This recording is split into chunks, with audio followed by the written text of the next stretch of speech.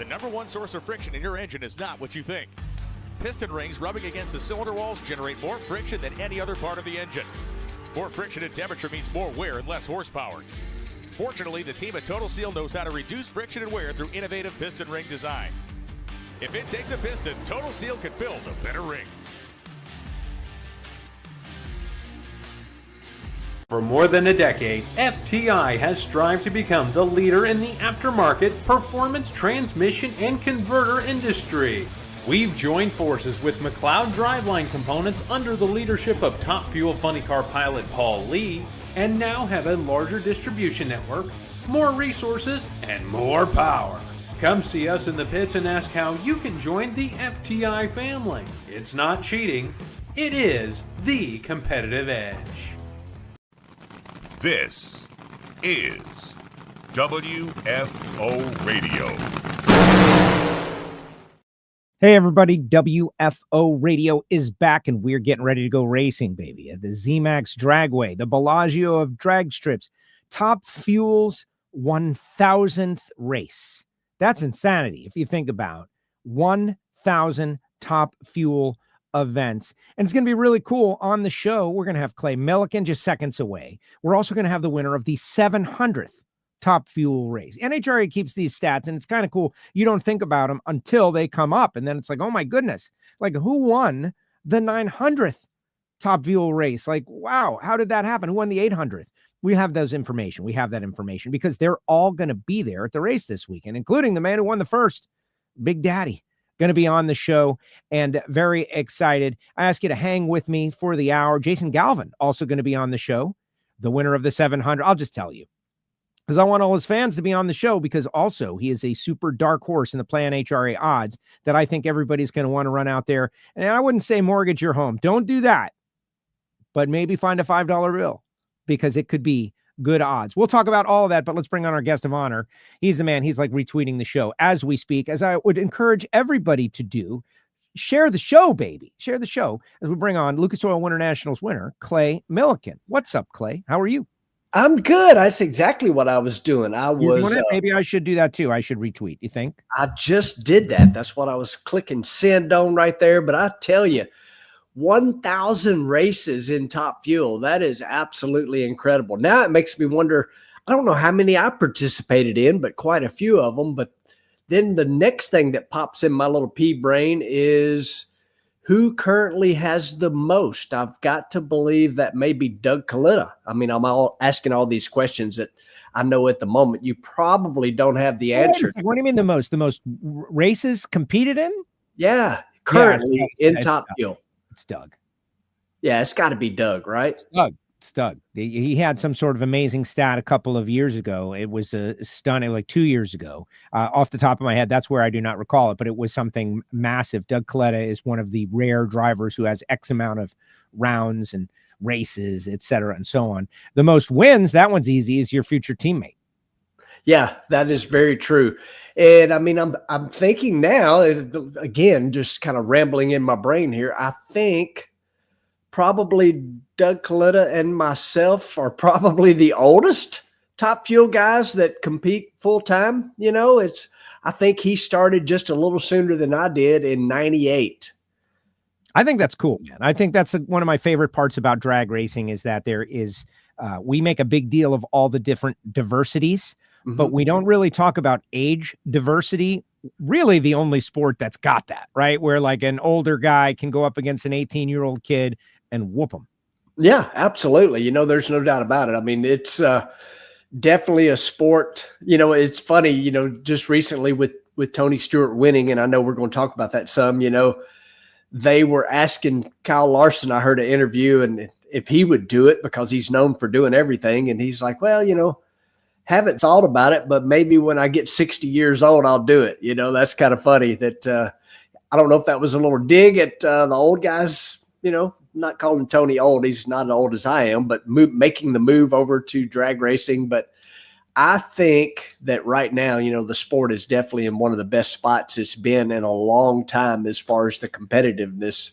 Top to bottom is just absolutely insane, you know, and 1,000 races. When was the first race, Joe? When was the first Top Fuel race? Don Garlits, 1963. It was you caught me on the spot, but I got the information. And they're all going to be there. Big Daddy's going to be there this weekend. And there's going to be autograph sessions and a special hero card for the winner of the the 100th and the 200th, which is Daryl Gwynn, and so on. And we can go into that a little bit. But I think that's a special promotion, zMAX Dragway, right? Like, we have ourselves kind of a cool deal going on this weekend as we go to our second of 3 4-wide races. I want to delve into all of that, but let's go back to the Lucas Oil Winternationals, Clay, because we didn't get you on because Kenny Wallace, man, and his reaction time, he beat me. He did. I mean, y'all both were wanting to do it at the same time, and he texted right in front of you, like y'all were almost back to back. I'm sitting in the airport on my way home, and Kenny texts me and he says, hey, can you come on the show? And I'm like, man, that'd be really cool, and then we end up on the phone together, and he's like, Benny Parsons told me, he said, I kept asking Benny, he said, how come I'm never on TV? I want to be on TV. And Benny Parsons told him, all you got to do is run up front and win, and you'll be on TV. But you know what? Those are correct things. If you want to be on TV, you need to be winning. And the Winter Nationals was certainly a big weekend for us. It's pretty cool to start the year off sooner. We, in the past few years, it seems like we take a little while to kind of get the old train rolling, and then we get rolling pretty good. But to win that one is a big one.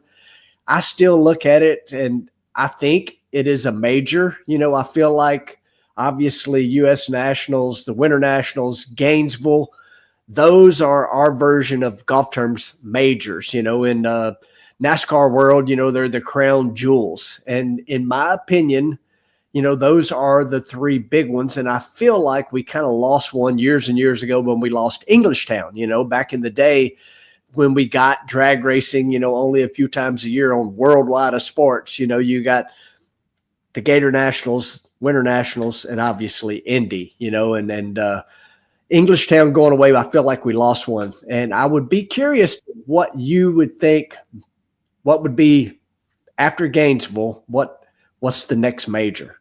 Wow.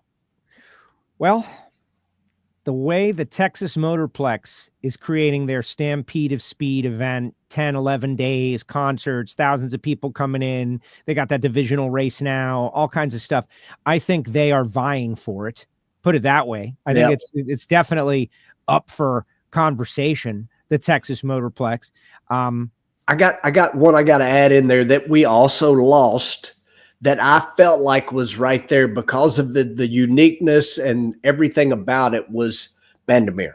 That place was special and unique, and it had such a long running history. But I like the Motorplex. I do. I like that idea. Got to be a long-running thing. It's Texas. Yeah. Everything's bigger in Texas. They're really working hard to make it huge. You get all this bonus stuff for winning, the buckle and the hat, and you get to be at the champions dinner. Like, they're really working hard to elevate it. And since we've lost Englishtown, which, had such a rich history, and, obviously the finals is a major. Like, you win the finals, that's a big, big deal.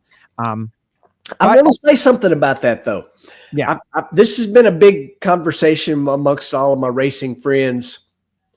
Do you think that it's a major? Because I feel like the race itself is maybe slightly overlooked because we're crowning champions. So I think it takes a little. I think it takes a little something away from the race. Let's say you win the race, but you're not the champion. So I don't consider the finals as much a major because it's split. Now, if you're the champion and you win it, that's cool. But it's still, the talk is going to be about the championship and not the race. This has been an ongoing discussion amongst, all my racing friends. Bruce Federer a couple of years ago, right? He wins the race and it's like he didn't win the championship and he got to be celebrated and it was great. But like even me, who am I going after for the interview? I'm going after the champion. I definitely see your point, but at the same time, beating everyone when they're at their best, when the fangs are out the most, hardest races to win, man, the finals in that pressure cooker, but maybe you don't have a championship on the line and you're carefree, right? Because it's just the last race of the year. carefree. You know, you got nothing to lose, no pressure. You know, if you're not running for that championship, I don't know. My opinion, some of my racing buddies didn't agree, but my opinion, I don't see the finals as a major. I see it as the stage for the championship run for those people that got their fangs out and all that. And then you might have somebody that's like, I ain't going to win the championship. I'm going to set the tune up on kill, and maybe they get away with it, and maybe they affect the championship and they win the race. But WFO is going to mention them, but he's going to go find that champion and talk to him. I agree. Well, maybe this year, you know, you'll be in the mix and you'll have a different attitude about the deal, right? Like, who knows? Yeah, everyone's saying what's up about that championship. Everyone's saying what's up. Everybody's saying hello to Clay. Howdy from Kansas. Tracy's out there. Pow, pow, of course. Mary saying what's up. Matt is out there stomping that loud pedal. Hello, Clay. Randy Clay right there with John Force, and Big Daddy is the best voice for drag racing. I love that. That's good. Mark is out there from Redline. What's up? How are you? Everybody weighing in. All right, so let's dig a little bit deeper on something you just brought up. Tony Stewart, you said in the media center after beating him, it's going to happen soon. It's happening so soon. It's happening any minute. And it happened any minute. The next race, 4 wide, a track that he was so happy. Now we're going to Charlotte as you two, the most recent race winners on the tour. Don't oversell it. Honest opinion. How big a deal is it to have Tony now as a winner, not as a guy who's racing, but as someone who could win this race? If you're a fan, he could go out there and win it. Oh, 100%. I mean, you know, you could look at it as they are the best car going out there right now. They've been in 2 finals in a row, and, you know, they run it up and they won one. You know, that's pretty dang huge. But for him to win was different than me winning, let's say, the Winternationals just a couple weeks before, because it was talked about everywhere. You know, it was worldwide news. Literally, that news traveled the world. You know, I've won those races before, and I certainly am not a NASCAR Hall of Famer. So, you know, what he's done for our sport is huge. And I think it's really awesome that, you know, I drive for a NASCAR owner. Tony was a NASCAR, you know, he is a NASCAR legend. So, you know, he shakes things up in a different way that nobody else can because of the things he's done, the things he's won in. And I knew it was coming, you know, and I'm still glad it wasn't me that he beat in the final. And I suspect all those other cars, the other 3 cars in the final, are kind of glad it wasn't specified down to them as the one who let him win his first race. But I knew it was coming. Nobody wants to be that person. I remember years ago on WFO, this tells you exactly how old we are with this show, is that Greg Anderson said on the air that he didn't want to be the one to lose to Erica, right? And then it happened, and he was Erica's first victim, and now she's about to have 50. That is just insane. But you don't want to be that footnote in history, if you will. But listen, we're not going to talk all about Tony Stewart here. We're going to talk about you guys and what's going on. Does 4 wide have a different ring to it now that it's in the playoffs? Like when you go to these races, are you thinking like, wait a second, this is going to happen later, and I need to really embrace this thing because it's going to happen in the playoffs, and not everybody loves it, and maybe there's an advantage there?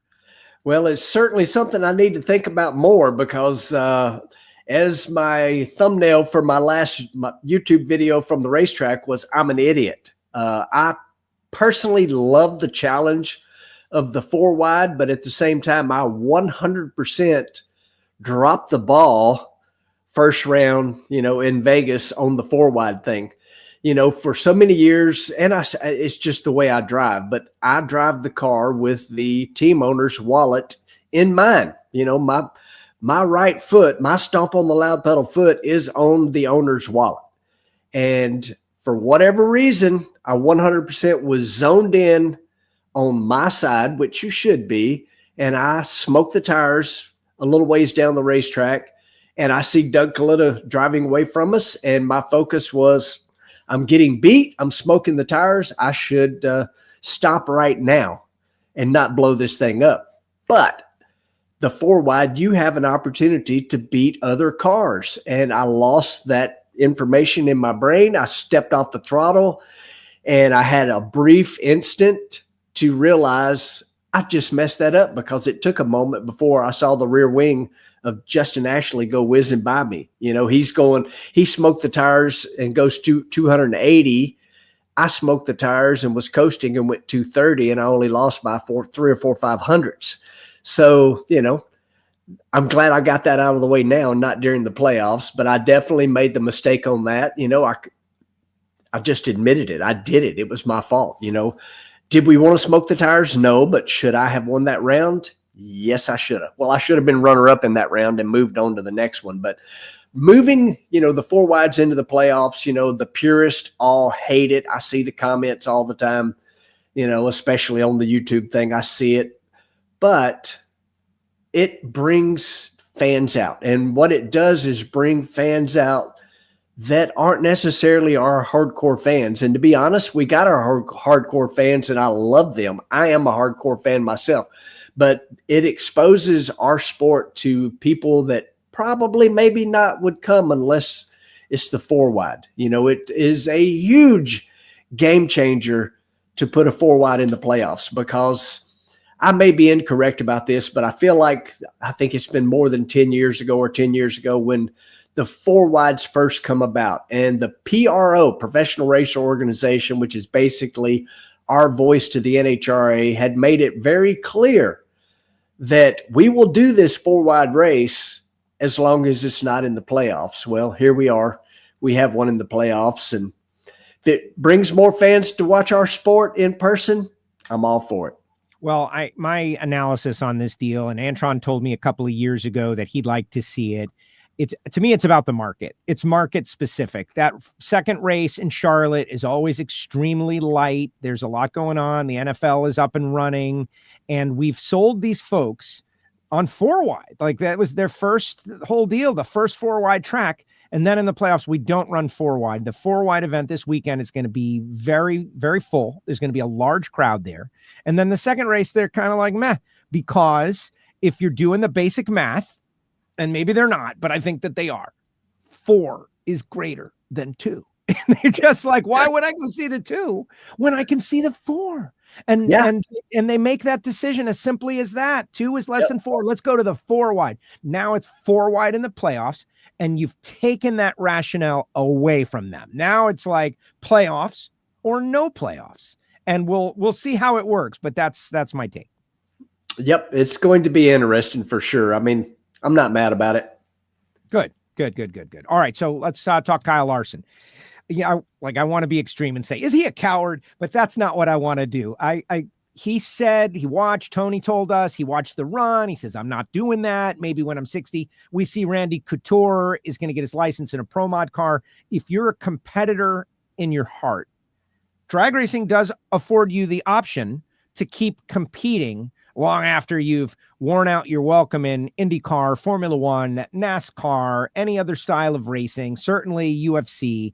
But that having been said, to be a racer and not want to experience the rush of 0 to 100 in less than 1 second, to deny yourself that experience because of what? Why would you not want that, Clay? If you're Kyle Larson, if you're any driver, like, I mean, gosh, you're just going straight.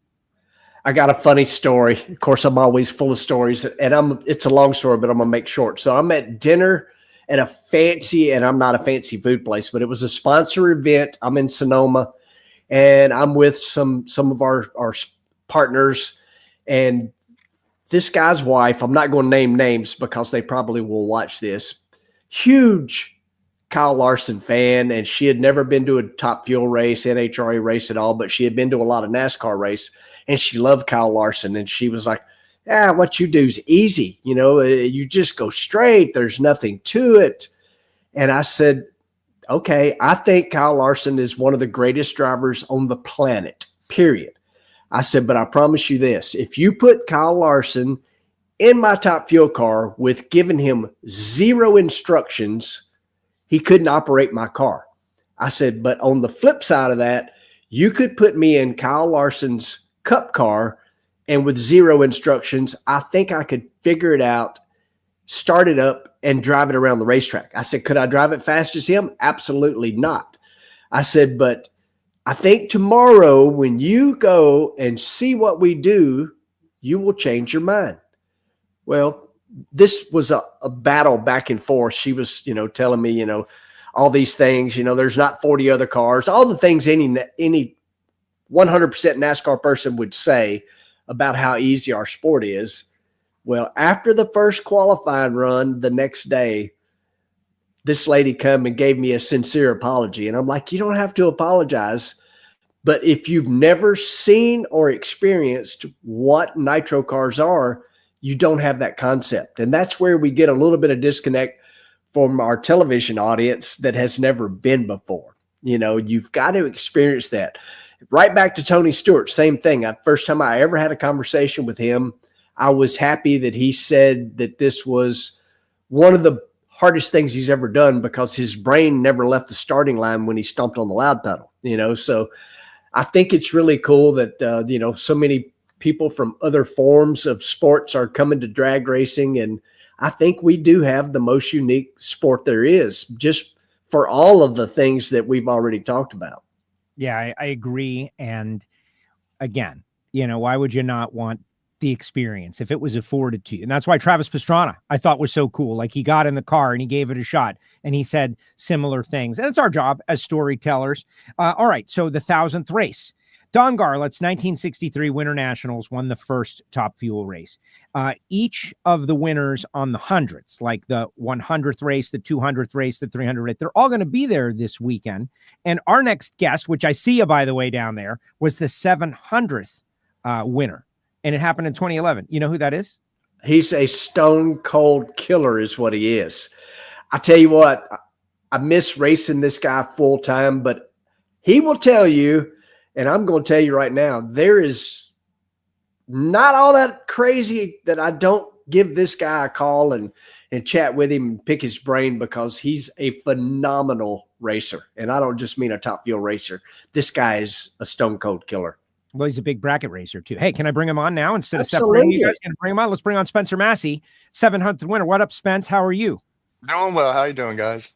Great. What do you think about what Clay just had to say about you being like stone cold killer? We know about your starting line prowess. Well, Clay and I have a long relationship going back even to the IHRA days. We did very well over there, and then we came to NHRA, and we have a lot of fun in NHRA as well. And I look up to Clay throughout my career of coming up into Top Fuel racing, and he's a great guy.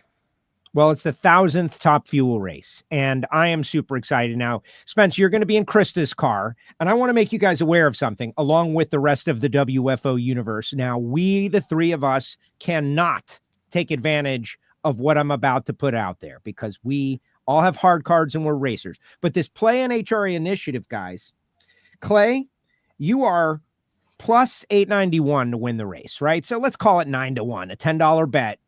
You're going to get $90. That's not bad. I'll take that all day on Clay Millican. Don't bet on drag racing. Spence Massey here, plus 6,800. That $10 bet, is going to get you $680. And this guy, Clay, you already know his reaction time prowess. And the car that he's in, they're part-time, but they are no joke. I'm not saying to mortgage the home or take the kids' college money out, but if you had a $10 bill in the couch, I don't know, that might be kind of fun this weekend. I think the odds makers might be missing it. Well, I can tell you this. I would be unsurprised at all for Spencer to be in that final quad and holding up a Wally. It would not shock me. I mean, it wouldn't be the first time he's done it. That's for dang sure. Yeah, and I don't care if it is a part-time car. That's a serious ride, and Spencer is one of the best. And it's a crew that he's worked with before. So this is maybe part-time, but it ain't first time. Yeah, that's for sure. When you hear that, right? 6,800. I don't know. Of course, you're not a gambling man yourself. Certainly not on drag racing in public, but those are long odds. Yeah, those are long odds, and very surprising to hear that, really, but not surprising because I don't run full time, and I'm not out there, hitting those win lights all the time like we used to try doing. But I do have to say, back a few years ago when Mr. Pat Dakin owned the race car, we made it to that final quad, and I gave it a shot. Of course, we had a little malfunction with the motor, and then it smoked the tires at the step, but we were there. We got a shot at it, and we had a good chance to win. And like you said, it's the same crew guys. Scott Graham is still the crew chief, same race car, same tools, same trailer. I love that team, and they're my guys. You know, when even with Krista Baldwin owning the car now, it makes it that much more of a circle that comes around because, heck, I used to race with her grandpa, you know, with the Greek, and she used to come over and look up to me and ask for my experience of driving the injected nitro car because that's where she started as well. And then she come up to Top Fuel and having fun at it, no doubt about that, because you could see her excitement every time she gets out of that race car. She's having fun, but it's my turn to have fun this weekend. And she's out there watching right now, by the way, your car owner. She says, let's go. What's up? There it is. All right, so 1,000 races, guys, like being a representative of any class. The kings of the sport, it's hard to argue, right? Garlits, Muldowney, Snake started off like so many great racers. And Spencer, being this winner of the 700th, were you going to run this race anyway, or are you running this race because of the 1,000? Well, it was kind of on the schedule, but it was still up in the air. And obviously, whenever I got the phone call saying, hey, are you going to be there? I said, you know what? We're probably going to be there. I mean, heck, we always run the full wides anyway. And whether Krista be driving or myself, I would have been there as a support for the team. I try to every time anyway, even though sometimes I can't drive or not driving, but it's fun just to be there, support, and watch my guys have fun. And you know me, I jump in there and get my hands dirty and work on stuff like I do around the shop here. I got a lot of stuff here that I constantly have to work on, but that's the name of the game. Clay. Let's evaluate the shop. Spencer, show us a little bit. What do you got? Look at that. Well, I got my Nova. I got my 2 bracket cars over that way, so my 3 bracket cars. I got a little Maserati and a Corvette and a Blackwing Cadillac V. It makes over 900 on pump gas to the tires. And I got a Harley over here. And around that Blackwing is actually another Cadillac Blackwing that has an injected nitro motor in it that I'm building. So it's been a long project, but building a little Pro Mod, kind of like Palmer did back in the day with his Top Fuel motor in the Pro Mod. But that's something that he got the idea from that car sitting right back there in the corner, but we're hiding it until it's time to come out. It's a lot of fun. With the toys, Clay. This guy, it's like he wants to have a YouTube channel now too. Or maybe he does, for what I know. No, just me getting my hands dirty and trying to keep all the batteries charged on these things and having fun. Yeah. Spencer, I got to know, have you made your way and made any laps down Yellow Belly drag strip? I know you're a Texas boy, and seeing all your toys there, I got to know if you've had the Yellow Belly experience. You know, believe it or not, all my years of racing around here, I've never been to Yellow Belly. It's something that everybody says you have to go experience. I mean, you've watched it on the YouTube channels and all that stuff. I mean, it's a unique little racetrack. It's right in the middle of the city. It used to be an old loading dock, and now they turned it into a drag strip. They got turned in back in the 70s. And it's not affiliated with NHRA or IH or anything like that. So I've never really had an opportunity or a reason, because they don't have bracket races there. They definitely don't have Top Fuel races. So it's just something I never went out there just to watch, because you know me, it's hard not to be a part of the team or at least driving the car or something whenever you go to a drag strip. And obviously Kennedale, that's where I learned how to bracket race, learned a junior drag race there, the Texas Motorplex. I won my first championship in juniors there at the track, my first year racing.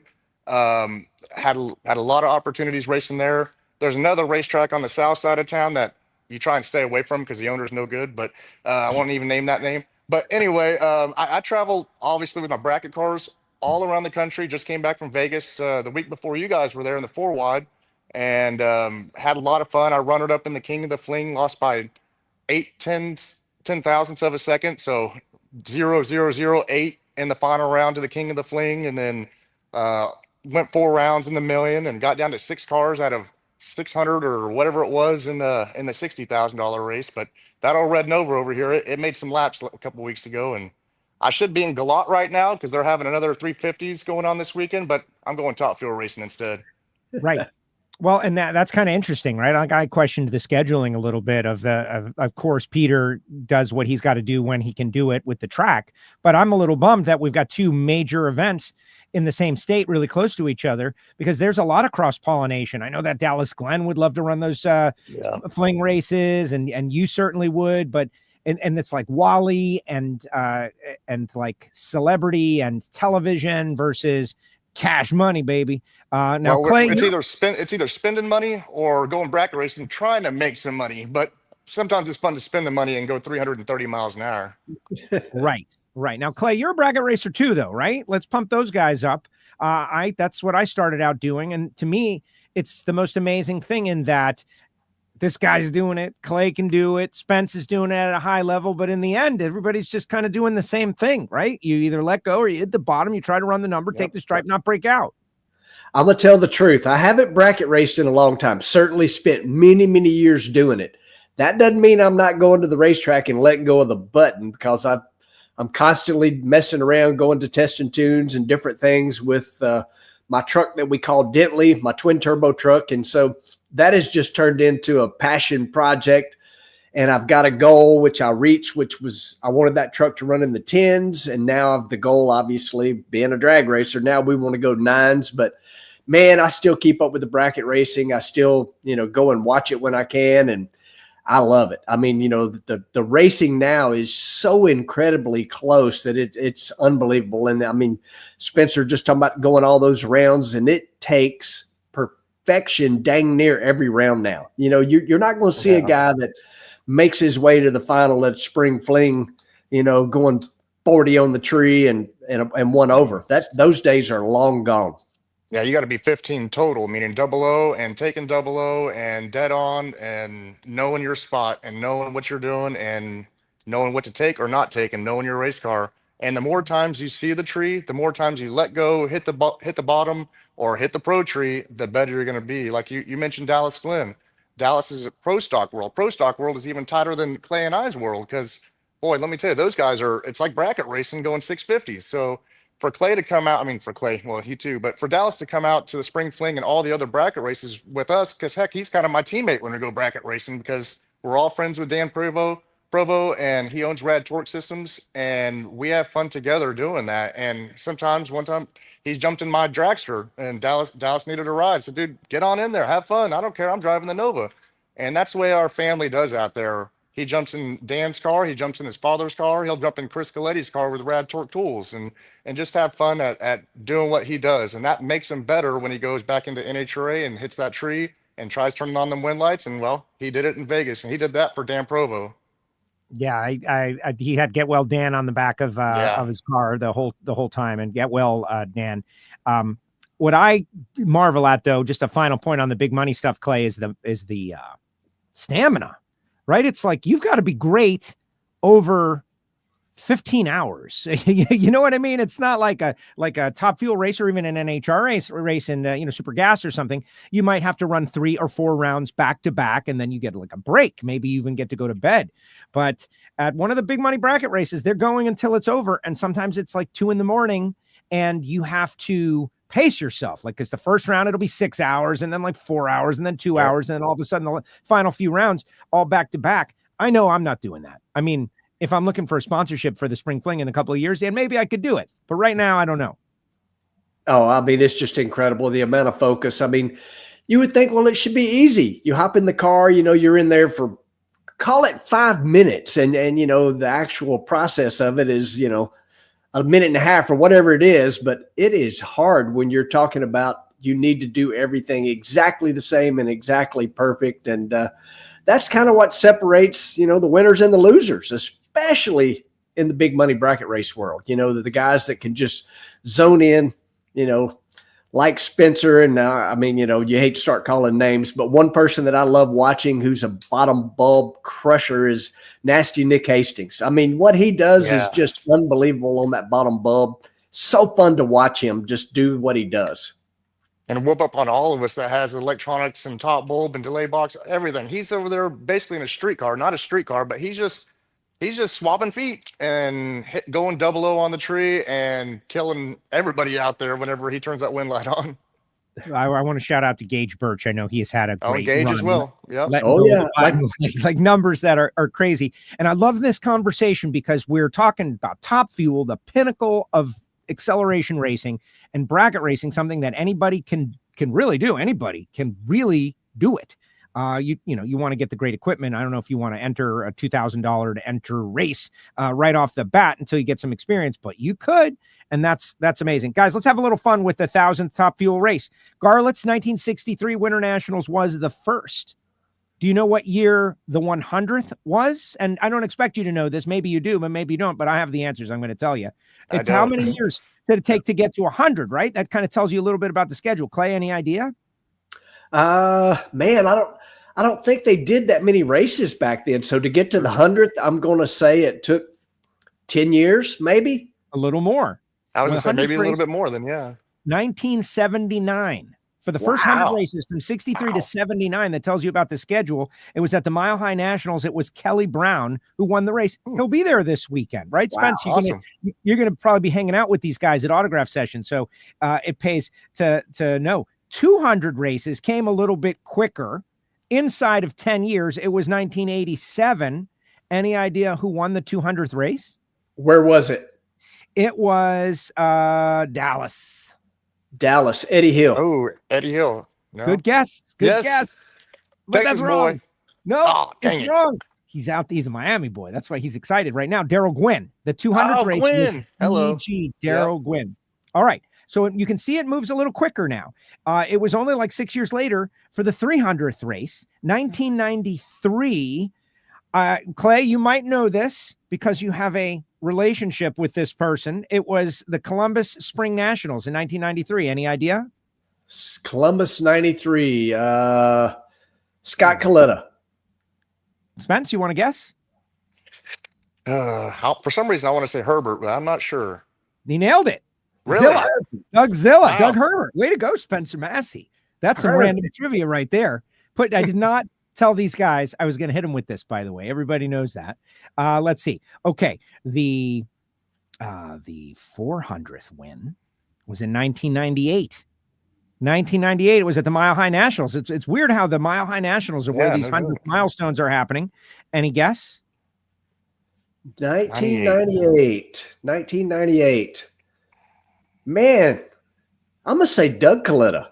Okay. First year. Not it. Nope. Man, I'm drawing I don't know. Bring it on with us, Joe. Corey Mack. Yep. Mack Attack. The Mack Attack. All right. 500th win, 2002. Dallas. Clay, it was the Fall Nationals. Do you want to guess, Clay? Tony Schumacher. You should have said Doug Coletta. Oh. I went right back to it. Doug Coletta. Interestingly enough,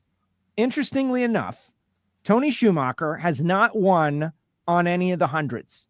Wow. That's a stat that has eluded him. All right, 600th win. It was 2007 Atlanta Southern Nationals. Who do you think? I should know that. I won that race, I think. 2007 Atlanta Southern Nationals. Yeah, I won that in a fuel car. I'm going to say Corey Mack.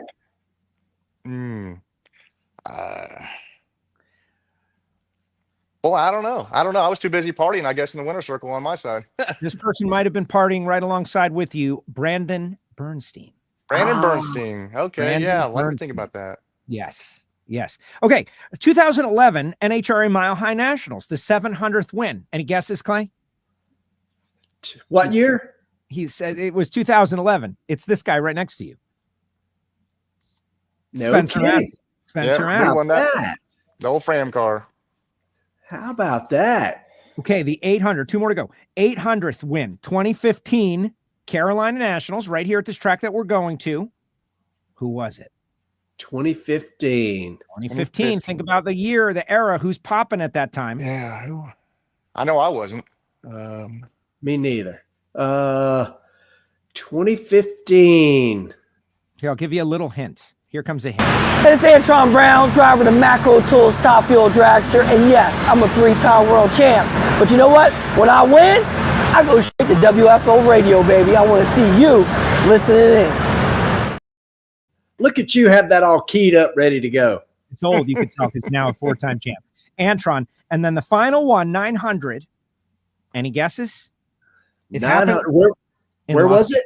It happened in Vegas. It happened in 2019. Steve Torrance.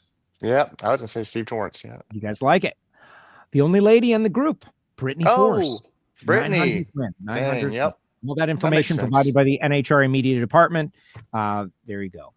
And you'll be doing autograph sessions with all those people, Spence. There's going to be a hero card special for this event. Kind of cool. Awesome. That's awesome. Yeah, I'm very, very honored to be in that elite group of special people right there. And driving that Schumacher car back then with Todd Okahara was really awesome back then. I mean, we had a great car. If I believe it or not, that race, we brought out a brand new car for that race. And the first run, Todd said, hey, take it as far as you want. You know, if something feels a little weird or whatever, it's our first run on the chassis, go and click it off. I'm like, all right. Hit the gas, started going down through there. I'm like, oh, it feels like a decent run. I'm running down through there. Yeah, we went number 1 qualifier. Yeah.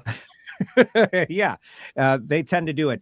Final question for you guys, like technical stuff. This air deflectors deal, Clay, and Spence, you're kind of, just coming into the middle of this deal, but you've been paying attention. Some people like David Grubnick says, John Collins, on behalf of the team, said that they're useless and they're pretty much off. Clay, people are using them as a tuning tool, right? If you need the downforce, you put them on. So it depends on the track and the situation. I like it because it's visible to the fans. Just as simple as that. This one's got it. That one doesn't. Something to talk about. Where's your head at on this as we go into the 1,000th race? And now we have a sitch with the air deflectors. My first hang up with it, of course, everybody knows I'm a Tennessee boy and I live right on the Mississippi River. I still call them mud flaps. I know everybody, the big money people, they're like, oh, they're air deflectors. No, they're mud flaps. That's what I think they are. And I think it's a guessing game as to what they're doing because, you can't put a top fuel car in a wind tunnel and get any actual information. And we can't consistently make runs in a top fuel car in the same conditions over and over and over again. So on, off, I think the jury's still out, and we've just left them on. Spence, do you have a opinion? I mean, they were on the car at the start of your career. Snake, 90. Snake, a tie to Spencer Massey, by the way, gave you a big break. But now they're starting to come off. Yeah, and it kind of reminds me every time I see one, it looks like an alcohol dragster, an A fuel car, because they don't run them. Whenever I drove the cars, we didn't run them. We had an option to. I have a brand new set sitting right back on the other side of the building here to put on it, but we never did because we felt like it was going to cause too much drag. And whenever Ashley Forrest ran and Brittany ran the A fuel car, they had it, but I think it caused more drag for the A fuel car. They only make 4,000 horsepower. I say only, but it held them back a little bit. And it kind of goes, it could be the same over here in top fuel. Of course, we're making 11,000 horsepower, but boy, let me tell you, every little bit does count. And if we can get a little bit more air on the tire and maybe help cool it down so we can get through those spots or maybe not tear the tire up, that might be an advantage. But like you said, there's some tracks to where if it is bad out there and we need more downforce and I'm getting ready to hold that brake when we get out there, maybe we do need that downforce out there. I always said, heck, give me a lever in there. I can give it some more if I need it, Gentlemen, thank you very much. I'm super excited about this weekend. Clay, congratulations on your Lucas Oil Winternationals win. Spence, obviously love having you back as often as you want to be back. And I think it's great that Krista can run the car and the team can get reps. And you picked a couple of races. In addition to this one, do you have a schedule planned with Krista that we can look forward to? We're still kind of working on it. We're talking about possibly doing Chicago. I think that is the plan. Doing Bristol, doing Norwalk, and then let everybody go have fun on the Western Swing, and then we'll kind of gather it up. I don't know if we're going to do Indy or what, because it's her car. She can drive anytime she wants to drive. So I'm just excited to drive whenever I can, and whenever she lets me, and whenever the crew wants me to drive, that's when I'm available, and I'll do whatever it takes because I love driving these race cars. That is awesome. No, we appreciate you you coming on. And remember, guys, Spencer Massey plus 6,800 in top fuel in a 4-wide, 3-round drag race, 4-wide, where he doesn't have to get to the finish line first in the first 2 rounds. That's right. So if you're out there and you can bet, you better put your money on this guy and that guy. Yes. And Clay, long odds for Clay too, man. The guy just won a race 2 races ago. It's like 9-1, a little more than 9-1. Gentlemen, thank you very much. Thanks for spending time with us today. We'll see you this weekend. Thank you, guys. There you go. Spencer Massey. Clay, thank you so much. Clay Millican with us here on WFO Radio. Check out his YouTube channel. He's got over 100,000 subscribers, but it's possible that one of our guys is not a subscriber to Clay's channel. How great was that? 1,000 Top Fuel races, Spencer Massey, Clay Millican, just kind of cutting it up a little bit about the 100th. All right, my next guest is Jason Galvin. Speaking about cutting it up a little bit, we're going to get to Jason Galvin. We're going to talk about the 1,000th race and whatever else is on his mind. We're going to do all of that after this. Redline oil, formulated to win, proven by me. Redline oil, formulated to win. Formulated to win. Formulated to win, proven by me.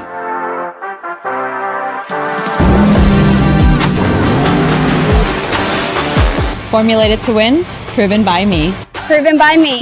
Proven by me. Redline oil, formulated to win, proven by me. Looking to replace your OEM diesel particulate filter or diesel oxidation catalyst? Look no further than DPF X-Fit, a complete line of aftermarket diesel particulate filters and diesel oxidation catalysts designed as an exact fit OEM replacement with all makes coverage for light, medium, and heavy-duty trucks. With thousands of units in stock, we ship the same or next day, and be sure to check out our comprehensive reverse OEM lookup tool. Always new, never remanufactured. For more information, be sure to visit dpfxfit.com. That's dpfxfit.com. I'm Steve Torrance, four-time NHRA Top Fuel World Champion. And when me and these Capco boys win races, we go straight WFO. Oh, that's right. Steve Torrance going to be out there this weekend, the four-time world champion. Let's bring on, partner in crime, part of the NHRA track announcing team. He's been calling the action on Sundays, doing a great job, Mr. Jason Galvin. What's up, Jason? How are you? What's up, Joe? I'm good. How are you? I'm great. I just had a great conversation with Spencer Massey and Clay Millican, and plus 6,800 for Spencer. What do you think of that? That's like my super lock, dig into the sheets, find every coin you possibly can, and just in case, put it on Spencer Massey. Yeah, listen, I mean, you and I talked in Vegas, right? Like the thing about the four wides, and you said it there at the end of the interview, you've only got to get around one car or two cars. You don't have to get around all three of them to get to the finals, right? And so every four wide, there's always surprises in the finals, right? Matt Latino in Pro Stock gets there last week. Tony Stewart winning Top Fuel was probably not on many people's bingo cards, although you and I had talked about him early in the week in Las Vegas about his chances there. So Spencer's done really good at this race. It was very obvious for those of you that come on. The guy runner up the last race, he's going to the four wide track where he had his first runner up to Maddie, and then Maddie Payne, and then he got his first win there. It was like the cosmos setting it up. The cosmic forces set it up to go back to Charlotte as the most recent race winner. And this is a track that Cam Ferret had one of his best outings in a Top Fuel car, driving the Peyton car at this facility in a four wide. So there's a track record of, people making noise at this event. No question about it. Yes. And the entry list for Top Fuel, kind of interesting. 18 cars in the Top Fuel list, but many of them are what we would call part-time cars. Spencer Massey is a part-time schedule car, but they are a full-time, operation. Like they're doing this on a regular basis. You got Scott Graham. Everybody knows their job. The equipment is already proven. They just bring it out every once in a while as needed. Some of the other cars you mentioned, Cam Ferret, Scott Barley, Lex June, and others. This race gives those teams a real opportunity to, go a round or two. Who knows? Yeah, no question. And I have it on authority that Mike Booker will not be at the event, even though he's on the entry list. I have heard through the grapevine that the Leverage team actually is licensing a new driver at another track this weekend with hopes to get that licensing process complete. And maybe we'll see a new driver debut on the tour here in the next month or two. So that information came across this morning, but it still puts 17 cars on the list. So you got to qualify.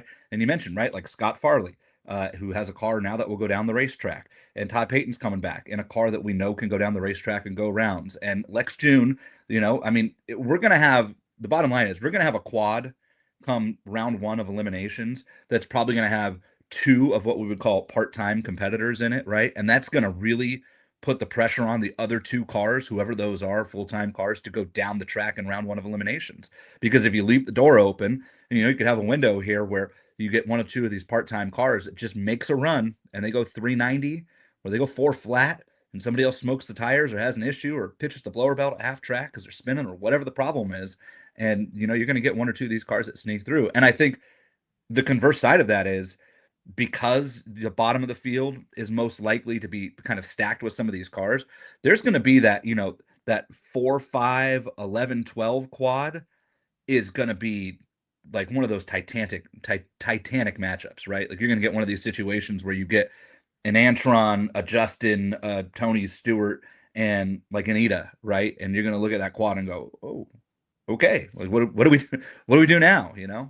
Quad of Doom. That's what Sunday mornings are for. Your favorite thing. My favorite thing, the algorithm, right? Very exciting. You mentioned Ida. Ida is back, but we do tackle the bad news here on WFO as well, and losing Jasmine.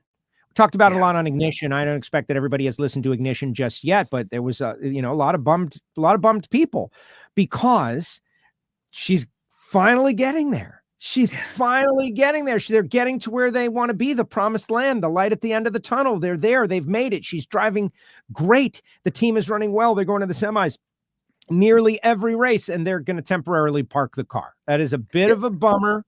Obviously, I can spend other people's money really easily, but it hurts. It hurts. I had the real sad thing. I had this race kind of circled based on how that car's run in the early part of the season, and the success they had at the 4 wides, right? Jasmine getting down to the final 4 there. And this is a track that's been really good to that team over the years, right? You think back a year and a half ago, Mike Salinas was the first car to run 300 at the 8th at this facility. So it's a team and a race car that is comfortable at this track, that has had a lot of success at this track. And I was really disappointed when I heard that news. I understand it's not cheap to run these cars, right? And that's a team that's been looking for sponsorship for a long time. And I think there's probably a snippet there where Mike Salinas probably feels like, maybe they're not getting the respect that they deserve from a sponsorship standpoint. It's not easy to go out and find sponsors, but he has a driver who's young, marketable, personable, is doing a good job driving, and every week that car shows up at the track and it's got the family business on it. And that's also a family business that the Salinas family is deeply involved in operating, and not just Mike, right? Like that business stretches across, most of the girls work for Mike, or in subdivisions of Mike's businesses there in Northern California. So I guess I understand where Mike's coming from with that, but it's tremendously disappointing, to your note, because that's a car that right now is it's another good event away from, being a top 3 or 4 car in points. If you come out to Charlotte and you finish in the final quad again, then you're going to leave Charlotte no worse than 4th in points if you're Jasmine Salinas. So, I think the person that I feel the worst for is her, because you could tell she's finally found her groove, right? And she was in the 70s on the tree all weekend in Las Vegas, was leaving on people, and I think really is feeling comfortable. And you could see, honestly, some of this probably explains, Joe, you and I talked about the emotion that she's been showing getting out of the race car, even in like what would be seemingly non-emotional moments, right? And now maybe you start to understand that, where like she was feeling that pressure, knowing that they'd probably already had a conversation. This is usually not a decision that you just make on the fly if you're a team like the Scrappers team, right? So they probably already had conversations that there's a good chance that we're going to take some races off here. And that had to be weighing on her, you would imagine. Yeah, don't take this one off, though, right? Like Con says, light at the end of the tunnel was a freight train called finances. I don't know if that's the case. Mike is pretty good. This is what credit cards are for, guys. Like, come on. Every once in a while, you got to just take a flyer. Like, what if this is the race that she's going to win, and that's going to spark the sponsor, and it's going to save the season? Yeah. I don't know. Charlotte is not the race that it was curious to me. Charlotte, Chicago, Epping were the races they named. Charlotte and Chicago would not be the races I would take off as a team owner. But it's not, like you said, I mean, you and I could sit here and spend everybody else's money all day. I just look at Charlotte and Chicago. They're great markets, not just for the NHRA, but for sponsors. I know that the average fan looks at Charlotte on a weekend and goes, wow, the attendance is terrible. It's because Bruton Smith built this mammoth facility, and we'll get into that. We'll get into that. It'd be great to pack both sides, but the truth of it is, Joe, you and I both know the actual body count that's at that track is a pretty good attendance base. All right, so Chicago's very good, and Chicago's the 3rd market in America, number 3 market in America. Like those are the races I would want to have. Like we talked about Tony Stewart, if he would have won at Pomona, right? You win in Los Angeles. That's such a big deal. If Jasmine goes to Chicago and wins, number 3 media market in the United States, huge deal, right? So, but again, like you said, you and I could sit here and spend other people's money all we want. Well, maybe, like decisions don't have to necessarily be final. Like, maybe the trucks leave soon, right? They're ready. Who knows how ready they are? Change your mind. Multiple teams are testing in Indy today. So teams are nowhere near leaving. Ida's testing today. I believe Antron's testing today. There's some other teams that are out there testing in Indianapolis today. Very good. All right. So some people want to know about you, and I think it does occur to me. I believe this is your second appearance on WFO, maybe third. I don't know. But the BW show wants to know, Jason, how long have you been working for the NHRA? Let's do this. Give a little Jason Galvin background. I feel like you've been with the NHRA now like at least 4 years. Maybe 5, like the pandemic was part of it. In the pandemic, like you were coming online, Jason Galvin was coming online for a maybe first or second season, and the pandemic happened and it ruined everything. So you've been in the mix for much longer than 4 years, but I think this is your 4th year. But tell us, how long have you been working for the NHRA? Yeah, the first time NHRA ever paid me to work an event was 2019. So, did a couple events in 2019. Had a tryout at the Winternationals, which was the first race of the year back then. And the first national event that I worked was Reading of 19. And I worked Reading, St. Louis, Vegas, Vegas, Pomona, end of the year. Went to a couple other races. I have pretty rich family ties to the sport. So like I went to Indy that year. I went to Sonoma, even though I didn't work it. Worked a handful of divisionals out here on the West Coast in Division 7. And then, to Joe's point, 2020 was on its way, and it wasn't going to quite be full-time I think we had 21 or 22 events then. It wasn't going to be every event, but it was going to be like 14 or 15. And I was the one person who got away with not flying all the way to Florida for the pandemic to cancel my weekend. Like I was walking onto the airplane on a jet bridge when Joe and I's boss called and said, are you on the plane? And I kid you not, was stepping a foot on. I said, I'm walking on. He said, turn around. And I looked at the flight attendant and said, sorry, I got to go, and turned around and walked off. And everybody else got on a plane and flew across the country to find out that Planet Earth was closed for business. So crazy. And then that reset everything, right? Like we went through 2020, and I think I went to the first 2 races back in Indy, but I didn't go as an announcer necessarily. We didn't really send announcers. I don't even think you went to those. I went and did some like stuff out in the pits, marketing stuff, and then 21 came around and we kind of restarted, right? I think I worked like 5 races in 21, and in 22 worked 7 or 8 or 9 or something like that. And then 23 and 24, I went to pretty much every race. I missed like 1 race each year for something, personal related, but yeah. So this will be year 3 full-time, I guess you could call it. That's great. Great news. There you go. BW show. And, Jason he's got a wealth of knowledge, doing a great job on the Sunday call, since it's occurring to me, like really, I had you on to kill time, Jason, but now it's occurring to thanks, me. Joe. You're very welcome. That like, hey man, like the update and the announced team. Obviously, our great personal friend Alan has gone on to be a vice president on the what he would call the I side of the universe, which has caused us to, modify the team. And we've got Freiberger and Courtney, who did a great job, and Jordan, and we've got this vast group of hardcore voices that are getting involved. How do you think it's going? I think it's going good. Like, could we be better? Right. I think we right. could always be better. Yeah.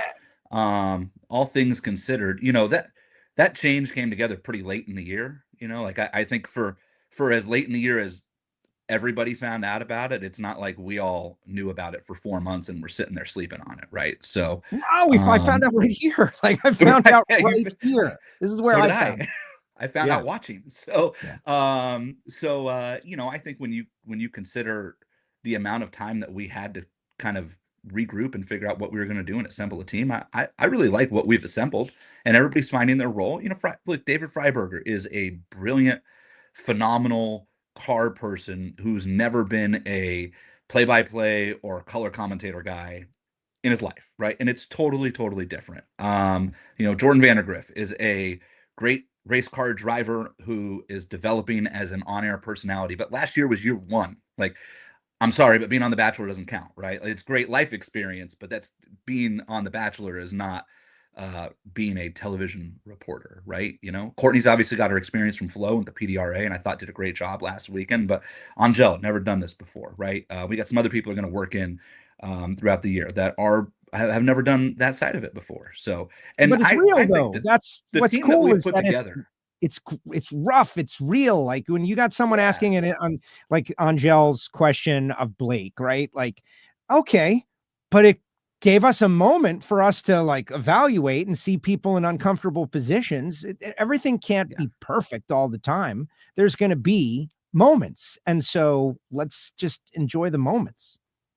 Yeah. And I mean, they're learning experiences, right? It's such a reactionary world. You know this, right? This is the world that we live in with social media, and there's so many positives to it. Your show being, I think, one of the great examples of that, right? You have this amazing ability to connect with our fans and to talk to them and interact and have them ask questions and really feel like they're part of this sport. And I think that's phenomenal. And there's not many sports that have the access to the racers that we have. And we say that all the time, but it's not just in the pits. It's stuff like this. It's stuff like WFO, where the racers will come on and sit here and take questions live from fans. And you're not getting that with, you know, the winner of Sunday's Cup race or the winner, you know, the quarterback of the winning team on Sunday Night Football. Like, he's not coming on a show on Monday to have a conversation with the fans about why he threw the interception on 3rd and 12, right? But your guys are going to come on here and they're going to talk about why they red lit, you know, 2 races ago, or why they double stepped, or how they won on a whole shot. And so that's the positive side of it. And the negative side of it is when you make big changes like we made, it gives everybody a voice to make gut reactions and, oh, here's what I would have done. And, you know, anybody can armchair quarterback that, but we're all going to learn from it. I think that's the big thing, right? Nobody's infallible on this team. I've made mistakes, probably more than the average fan would count this year. And I think that when you're a professional in this type of industry, that, you know, I bet Loans would tell you the same thing. Alan would have told you that. Joe will tell you that, I think, right? Like, you make mistakes and they probably weigh on you more than the average fan ever realized they happened. And you're sitting there beating yourself up over it. And sometimes you make big ones and you learn from it, right? I mean, like, we've all been there at Pomona, World Finals. Like, I made a pretty big mistake at the World Finals. I think most people glossed over it. I was beating myself up. And Joe was the one who was like, forget about it. Everybody's forgotten already. And he was right. So, you know, it happens. Well, Craig Gaultier likes it. Craig Gaultier says it's a young, refreshing group. I love listening to Jason, even when he calls me losing the final round in tennis. It's okay, Craig. You get a chance to do over this year, right? Yes. Go to Ennis and go to the finals and win it this time, and then you can hear me call your winning run in the finals. So, well, exactly. All right, let's talk a little funny car. Want to touch on multiple categories. Let's go quickly through the Mission Foods though, because, you know, we got Pro Stock Motorcycle is back. We got Pro Mod is back. I want to get the conversation going about those categories as well, so that they know, like, hey, we know that you guys are back, guys. It's a big deal. But points leader Paul Lee. If I told you that like 2 years ago, points leader Paul Lee, and they got a new sponsorship here this weekend, and they don't appear to be slowing down. Like, it's for real. Paul Lee and that team, Johnny Lindbergh, it's for real. This team is going to be a thorn in the sides of maybe because they like to talk about buying used parts and whatnot, right? Like, this is a team that is gritty and determined. Yeah, you look, I think you could have told me on the starting line in the final round of Seattle last year, when Paul Lee was lining up next to Austin Prock in his, you know, first final as a team owner, that Paul Lee would have been the funny car points leader after 4 events next year. And I probably would have laughed at you, you know, honestly. But I mean, that car, if you look at the last 6 events of last year, you know, really, if you go to the last 8 or 9, if you count, you know, through the Western Swing, when they really started picking up, you know, they went to Indy and, you know, they didn't qualify. And I think not qualifying for the U.S. Nationals really caused a lot of people to forget that they also ran roughshod over the field in the call out, right? Like, they didn't qualify because Indy had hellacious weather, which it tends to do at that time of year. And Friday was Disneyland and the rest of the weekend sucked.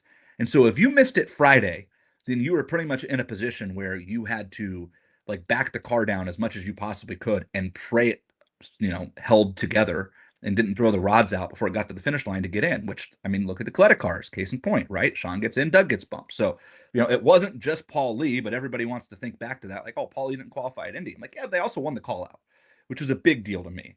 And that was Paul's first like real win, right? He got a taste of winning in a tough field against championship caliber cars, and then they go to the final at Vegas at the end of the year, and they run really good at a bunch of other races down the stretch. So the writing's been on the wall. I'm not sure that this should really surprise anybody. Being the points leader is a little surprising. Johnny Lindbergh, shameless plug, is going to be the Nitro School guest Friday in Charlotte. So those fans that are coming Friday in Charlotte, 2:30. Got that locked down today. Very exciting. Yeah, look at that. And now they're going out and bringing a new. There's the one thing Paul Lee does not, I think, get enough credit for, right? Like, sure, a lot of these companies are partners, they're ancillary to his businesses, right? But like Paul Lee is a brilliant businessman. And this is part of it. How many other teams are out there that have car owners that own companies and they can't go get or they've just been unsuccessful so far in going out and getting the partners of their businesses to come in and invest in this sport and use their team as a funnel for growing the sport and bringing in new people. Paul Lee's been great at that. He's gone out and he's got partners of McLeod, partners of FTI, partners of Silver Sport to come out and partake in this, right? In a similar sense, like I think Randy Glady's been great with that with Skag. I think Eric Latino and Matt are doing a really good job with that. There are some people who just seem to struggle with that a little bit more. So, I mean, Paul Lee, like they're finding companies. The car runs good. Johnny Lindbergh is, I think, very low key. Maybe the most talented under 40 tuner in the sport. I mean, like he's really, really smart. And I don't think enough people give him credit for that. We're talking about a guy who came over here from Europe and basically single-handedly built, developed, tuned, and drove a top alcohol funny car that was dominant for back-to-back seasons, right? He's a really smart guy. And I don't think that car's going anywhere, Can they go pound for pound with Jack Beckman and Austin Prock for the entire season? We're going to find out. But I mean, guess who also couldn't go pound for pound with Jack and Austin for 20 events last year? Caps, Hagen, Taska. Yeah, I mean, everybody. So right now, that's the one car that seems like it can swing with them. And it's a great story. I think it's an awesome story. I can't wait. Shout out to Steve Cole, by the way, SVP over there, bringing on business development and great stuff. Real excited about it. Okay, let's we'll do positive story, negative story, right? Bob Taska, tough couple of races. I'm not worried. Taska is, he's been in the valley before, but it's been a tough couple races back to back. Yeah. Well, Pomona was hard, right? I mean, that was the second quickest field in funny car history. And, and they just missed it in the final run. It was, spinning the tires and didn't get to the finish line under full power. And that kept them from getting in the field. And, cost us our first 3-second field too. Phil Burgess had a great article, I thought, on NHRA.com, either late last week or earlier this past week, that kind of broke down the quest for a 3-second funny car field. I really enjoyed reading that and the research he put in. And then look, Vegas, I don't know what happened there. I don't proclaim to be a crew chief or a car chief on a nitro car. I think I understand enough about them to, have a serious conversation about the cars, but it certainly appeared to me like they had a bigger problem than just, the car went over center and got hung up in, neutral, right? Like the way that it locked up out there and then they got it free and then it locked up again in the water box and caused that delay. Like that screamed to me of some sort of, issue that, assembly, whatever parts, whatever it was. And so that's a frustrating back-to-back event for Bob, no question about it. But would anybody else be shocked at all if Bob Taska came out this weekend and was number one qualifier and won the 4 wides in Charlotte? Because I wouldn't be. I mean, that car's got everything it needs. And Bob's a, championship caliber driver. And Aaron Brooks and Todd Okuhara have done a great job with that car over the last couple of years. So minor hiccups, right? I mean, they talked about rough patch, but like you got to go in the valley. You know where that's a real opportunity, Joe? His Play NHRA odds are going to get, longer and longer, and that's going to be an opportunity for somebody. I see you going to the paper. I was going to the spreadsheet. I got papers everywhere. Like there's 5,000 papers here, and to Play NHRA odds. Bob Taska the third plus 1,100 this weekend. See, even Vegas doesn't think it's a big deal. He's 4th favorite in funny car behind Brock, Beckman, and Lee.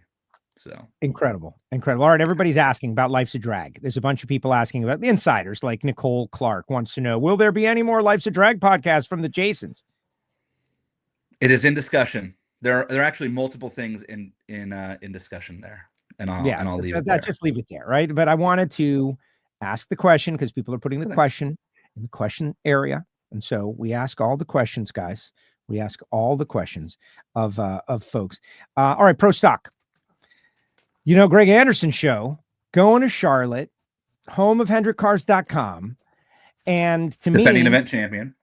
Defending event champion. Like this is a race that if anybody can knock off Greg Anderson, I know he just lost in the final round, which is going to make him angry. I don't know, man. I feel like Greg Anderson is an odds-on favorite this week. Yeah. Well, and especially, if you look at, Mother Nature doesn't appear like she's going to fully cooperate with us this weekend. And I tend to think that actually hurts the elite cars even more so, right? Like we've seen the elite cars struggle and the KB cars have come out and almost universally just thrown down session one across the board, right? The elite cars have needed some time, even when they have gotten them going, even when, a Christian Quadra or an Aaron Stanfield or a Jag makes a good enough run to move up into the top half of the field and look, quasi-competitive right now. It hasn't been first run out of the box, and the KB cars have been. And so if we're in a situation where, qualifying gets cut down at all, I think that's just even more advantage the team that has everything going for it, not the team that is still trying to find itself with some of the changes in the off season. And I think to your point, Joe, he's the defending event champion. It's Rick Hendrick's backyard. It's the team's backyard. Greg's lived here for 25 years now. This is absolutely Greg Anderson's race to lose. And the thing that's been flying under the radar too, Greg Anderson is driving maybe as good as he ever has in his entire career. And if you stop and think about that, the man is the winningest driver in Pro Stock history. But, Greg's a guy who last year, early in the year, even when he won this event, he was living in the, 40s, 50s on the tree every week and lost a lot of races because he wasn't quick enough off the clutch pedal, and won some races because the car was just badass, right? Like that car was probably pound for pound the best car in Pro Stock all of last year, but Greg would probably tell you he wasn't driving it to the level that a Dallas Glenn and Aaron Stanfield did for most of the year. But I don't know what fountain of youth Greg Anderson found, post St. Louis last year. But post St. Louis last year, Greg Anderson has been as good as anybody in the class driving the race car. Yeah, it's amazing to think about that final round streak that they've got going until St. Louis last year. That's insane.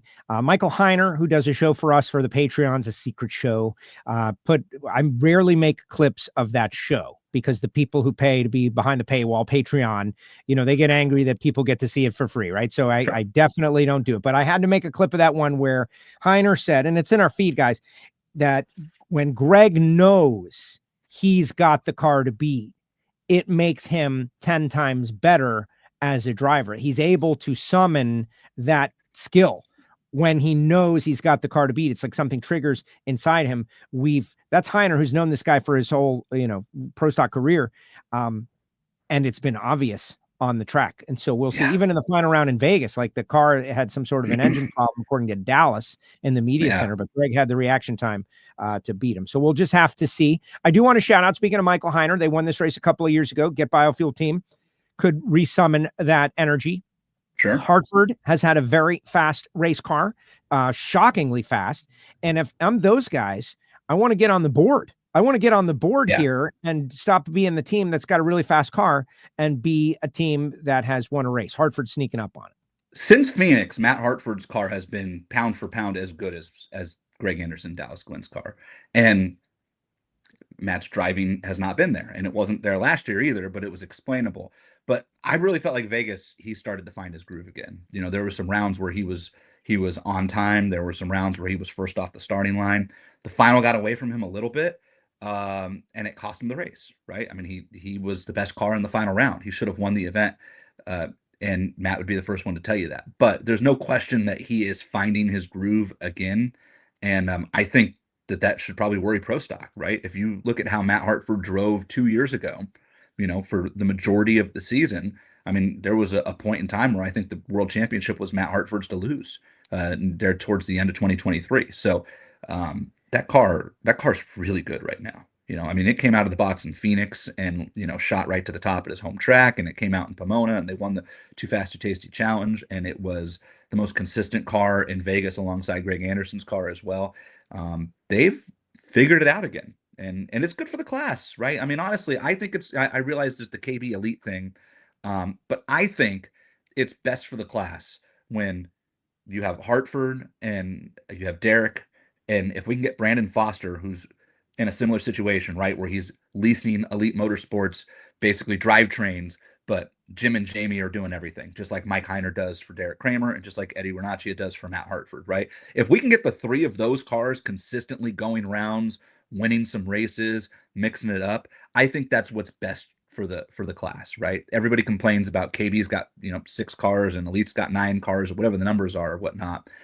Well, if we get those 3 cars, like, yeah, so they're getting the power from them, big deal. I mean, half the Nitro field was buying short blocks from Allen or DSR, right? And we didn't all complain that, well, DSR's got a motor in the final round, right? Like, so I think it's good. I think it's great for the class, honestly. That's funny to think about it like that. And it's just that pro stock fans are connected to manufacturers in ways I guess the Nitro cars haven't been for many years. But people got to get over that, man. Enough. Like, let it go. Let it go. Yeah. Like, just be happy that you've got drivers that are shifting gears and hitting the RPM to the exact number and winning and losing the races because of their ability. Like, just focus in on that. If you're an angry Bob Glidden fan that wants to go back to the 80s, I'm sorry, like, it's not coming back. It's just not. Right. Although Clinton F might tell you otherwise, that there could be a Ford Pro Stocker, but I just don't see. And that would be great. I would love to see Clint's Ford Pro Stock deal come together, right? But otherwise, you're right. And also, you and I talk about this, right? But we can go back to the 80s and like, oh man, there were 30 cars and it was great. They had a Lenko in it and there were 7 manufactured. Like, yes. And Bob Glidden had 3/10 on the number 2 qualifier. Yeah, exactly. And a bunch of those manufacturers were all General Motors cars because he had a Buick and he had a Pontiac and he had a Chevy and he had an Oldsmobile, but they were all running the same engine anyway, for the most part. Whatever. It is what it is. Pro stock is always going to be a slightly more refined taste than the 330 mile per hour Nitro car. Speaking of which, Pro Stock Motorcycle is back. Yeah. Gaige Herrera was on the starting line. I was desperate to work in an opportunity to interview Gaige on the starting line out there in Vegas, and it just didn't work out. Sorry, Gaige. But they're back. Matt Smith, Gaige Herrera, where we last left off, I kind of felt like we had achieved some level of parity. I did notice the entry list had a man named Gerald Savoy. What do you know about that? Is that for real? Is that for real? I've heard it is.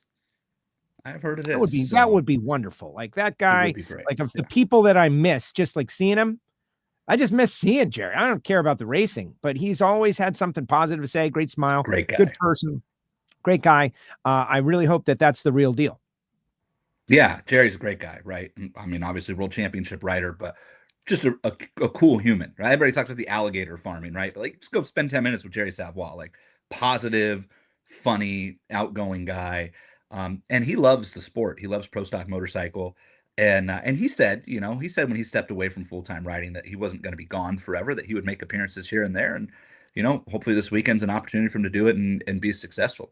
I'm with you, Joe. I left Gainesville thinking to myself, pro stock motorcycle is, at least for the time being, pretty wide open. And I'll be most curious to see how that parity that we appear to have achieved a little bit, at least among Matt and Gaige, right? I mean, did we achieve parity, or did Matt just get a little even with Gaige and the two of them are a half mile ahead of everybody else? I kind of feel like Matt and Gaige. What was that? That's what's happening. Right. Matt caught up to Gaige a little, and the two of them have yarded everybody else, is kind of what it feels like. But I also think because of that, there's this great battle for, who's the third best bike right now? Is it Angie? Is it John Hall? Is it Richard Gadsden? Is it Chase Van Zandt? Like, you could make an argument for any one of them right now. I feel like Gianna, got more comfortable on that bike last year and can certainly run right there with them as well. So, and in a 4-wide situation, motorcycles especially, all sorts of crazy stuff happens with those bikes, right? And little things on the starting line, rocking back out of the beams and stuff like that. Stuff that in a 4-wide situation can really sneak up on you and cause some calamity on the starting line. So I think it makes this race really interesting for the motorcycles. I wish they ran Vegas just so we could see them run 4-wide a couple of times, but thanks to Charlotte and the countdown, now we'll get to see them run 4-wide a couple of times. And I think that's exciting because it just really changes up the motorcycle class. But I'll be most curious, I think, on pro stock motorcycle when we get to like Chicago, if it's warmer, if it's 87 on Saturday or 90 on Sunday, which I hope it's not that warm for the fans' sakes, but when we get into warmer temperatures, I think will tell us more about motorcycles. Gainesville was Disneyland, and I think that's the easy thing to forget, right? Motorcycles naturally aspirated. I mean, Pro Stock Kart set the world record, Bellamir's injected nitro car ran crazy numbers, right? Like even crazier than the weekend before, because the air was just so good. And, comp eliminator cars were like shutting down at 1,000 feet to go 8 under. So it's going to be not quite Disneyland at Charlotte, but the weather's still going to be very favorable from a horsepower making standpoint, I think, based on what we're seeing. I don't think it's going to be like, oh my gosh, but it's, if it's in the low 70s when they run with some cloud cover, then that's certainly better than being 88 and sunny. And so, I think we'll learn a little bit about Pro Stock Motorcycle this weekend. I'd also have to imagine there's been quite a bit of testing done. And remember the fuel, right? Like we've talked about, Elite Motorsports thinks that, there's something to the fuel that KB has figured out, not in a, negative fashion, just KB has figured out how to tune the car to the fuel better than maybe Elite has at this point. I think that the motorcycles, like the fuel was a huge story last year, right? It was like all we heard about for the first half of the year was the fuel and the differences in the fuel. Well, we switched fuel manufacturers in the off season, and VP is now the official fuel, and everybody's running the same fuel. So who got more testing done? Who got more dyno work done? And who learned more? Was it Vance and Hines? Was it, the White Alligator guys and Tim Kalenshian? Was it Matt Smith and his team? And that, to me, I think would be the real interesting thing to watch this weekend in motorcycle. Very exciting. I'm happy to have the bikes back. We can have a lot of action, wide to 4 wide races. Like we're adding a bunch of categories with Pro Mod, Congruity Pro Mod returning. Mike Stavrinos, the quest for the perfect season. The perfect season. I'm putting undue pressure on Mike, but he's got 20% already in the books. It's only a 10-race season. Might as well talk about it. This guy has won the first 2 races of the year. And as someone who has, dreamed of this opportunity, he ran some last year, but he's running a full year. He's running for a championship to have the points lead, 234 over 183 over Tricky Ricky, who's going to be in, running the home race. It's a great story in Congruity Pro Mod. Yeah. And Mike's one of those, new faces that can really help that class grow, right? I mean, he ran last year, but, this is his first real taste of success on the NHRA tour, winning those, back-to-back races that we finished in Phoenix. And, young guy, personable, kind of new on the scene. I think anytime you can add somebody like that to the mix and they can be successful, it's a great thing for the class. And the Pro Mod class is growing, right? We're seeing new drivers come into it. The Randy Couture announcement. What do you think about that? Because you're Randy. It's funny because I was a little jealous you got to do the Patty Lowe interview, but that's fine. And I get to do the Randy Couture interview, which I know you're a big fan. And I'm just thinking if this could become the place where high level physical competitors come in their golden years to get the competition satiated, we could be into something big here in drag racing. Yeah. Well, listen, I think I don't want to say Randy Couture is a household name, but he's as close to a household name as men's mixed martial arts has ever had, I would say, right? Like, Ronda Rousey and Gina Carano kind of bridged that gap because they became movie stars and TV stars and whatnot. But I mean, Randy Couture and Chuck Liddell, like they literally put the UFC on the map, right? Hardcore UFC fans can think of some earlier fights than that. But the two people who really like UFC was growing and it had built this thing. And then here came this rivalry between Chuck Liddell and Randy Couture, and it blew the sport up in a huge, huge way. And, that's been, 15 plus years now, but look what the UFC has become. I mean, it blew past boxing, which, boxing enthusiasts and hardcore people would have, literally laughed at 15 years ago. They would have never in their life believed that, the Ultimate Fighting Championship could be bigger than boxing. And now boxing has to schedule its world around what the UFC is doing, unless it's like Floyd Mayweather. So you've got one guy, right? But Randy Couture is a huge name, and he's gone on and he's acted, right? And he's been in big, $100 million motion pictures, and he's created these TV shows, and he's got successful businesses on the side, which I don't think a lot of people realize. He's a very good businessman with gyms and whatnot as well. And he's kind of fallen head over heels with the sport of drag racing. I think it's phenomenal. You know, I don't know if Pro Mod is the class I would have started in. That is a big question. So Randy's going to come on the show. He's going to Frank Holley's drag racing school. He's going to go through the process. So I felt really good about that. But yeah, Pro Mod, that's some serious drag racing. Great for the class. Yes. It's so good for the class, right? This is that deal. So many fans are like, when is Pro Mod going to be a pro class? And like, Pro Mod's never going to run 20 races. I mean, I don't know. I shouldn't say never, right? Like things they didn't want to. They've been offered the opportunity. They don't want to. They can't. They've got businesses. They're business people. Correct. I'll tell you, Mike Stavrinos, who is, I've gotten to know Mike and his wife Cammie because they are local here in South Florida, Speed and Truck World. They can't do that. They can barely do this. They are running their business. They're cutting decals for people's trucks. They're working. They're like literally working. They're not like telling somebody to work.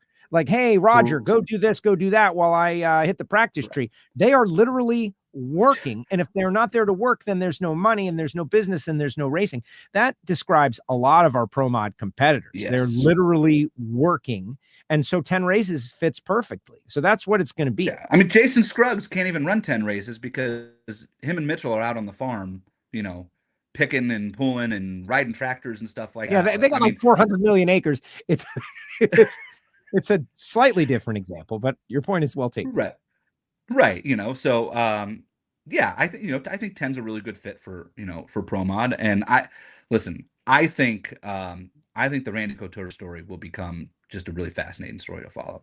And much in the sense that Tony Stewart was great for this sport because he made it mainstream and he made non-racing outlets pay attention and pick it up, or non-NHRA outlets pay attention and pick it up. There's an entire world of extreme sports fans, UFC fans, has very similar parallels, I think, to the NHRA when you think about stylistically, right?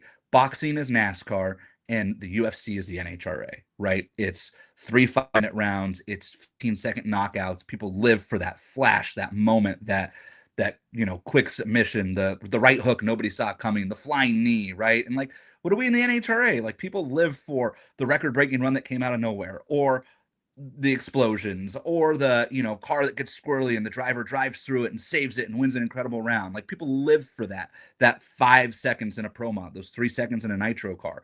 That's why we do what we do, is for that short burst of time to have these incredible moments. And so I think there's a potential for a lot of crossover there to introduce our sport to new fans. I agree. And it's just it's as simple as keywords and bots and computers. Like Randy Couture, his name starts popping up and those bots start scanning each other and they start serving it up. It's as simple as that. I see it with Tony and Leah and these, I'll call them ridiculous gossip sites, but they're using their story with totally fake stuff, right? But they're generating clicks with fake Tony and Leah's stories about, Tony and Leah are at odds about her return and just stuff that's like, but it doesn't matter. Netflix documentary coming. That's my favorite one I'm seeing now. Breaking news to all you fans out there. No, there is not a Netflix documentary coming. Too bad. There should be. And no matter how many times that you open Facebook and see that story, it's still not coming. But good news, there is a documentary in the work. There's a multi-part documentary. It's not Netflix though. Okay. But very exciting. There's some great stuff coming for next year. I know Brian's alluded to a little bit on the Insider podcast as well. There's some really cool things the NHRA media and TV team are working on for the 75-year anniversary of NHRA next year that includes some just incredible documentary stuff. But it's not Netflix, and it's not John Force, and it's not Shirley Muldowney and Don Perdome. Okay, like the crazy stuff that I read on the internet these days. But to your point, like, that's only a thing because more people are talking about the sport now and more people are clicking on it, right? Yeah, like those little bot things don't care if nobody is going to read it, right? Like they're going to go off and write a story about, Kyle Larson and, Joseph Newgarden, right? Like if they're writing stories about the NHRA, like it sucks that we got to navigate through what's true and false in that world, but also it means we're relevant. To me, that's a big deal. Huge.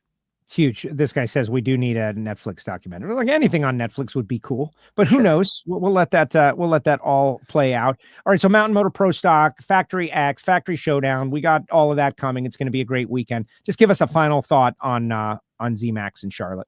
Yeah, I'm excited. The four wide format has its lovers and haters, obviously, and I certainly understand the traditionalist standpoint of it. I'm a traditional hardcore drag racing fan. I grew up around the sport my entire life, right? But I also I try to look at it from a positive side of things, in that it's unique and it's challenging. It really is. It's very different for the racers, for the tuners. You hear them talk about it. It doesn't mean that they love it, but it's different, and I think different is cool in small doses, right? And so here we are. We've got this different stretch of the season. This is our Bristol dirt. This is our, street course versus a road course. This is, however you want to look at it. This is that stretch of the year. And so it's an opportunity for some new stars to emerge, for some people to have an opportunity to win a race that maybe wouldn't have that opportunity at a two-wide event, right? When you've got to go mano a mano and beat one car. And I realize that's what drag racing was built on, and everybody wants to talk about that. But also drag racing wasn't built on 890 indexes. And I happen to think Super Comp and Super Gas is super exciting too, right? It's all about the perspective and how you want to, view it, which lens you want to view it through.